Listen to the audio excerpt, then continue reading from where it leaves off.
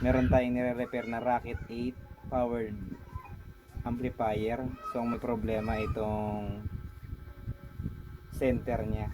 So double check natin yung mga voltahe at na-repair na natin yung power supply kung stable na.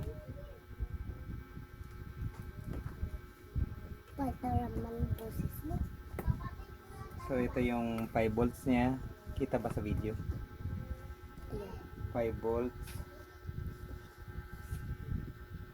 Yung 16 volts niya.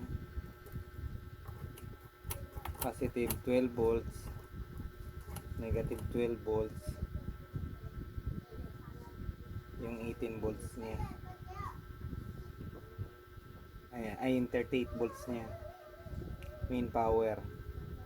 So anong yung problema nito?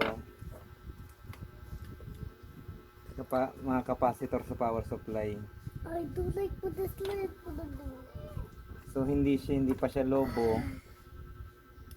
Ano na siya ng okay pa siya sa tester, kaso in actual test natin yung capacitor may problema sa kanya. So napakahirap ng trouble niya. Ayan. May power na siya ngayon. Rocket 8. Okay, ayos.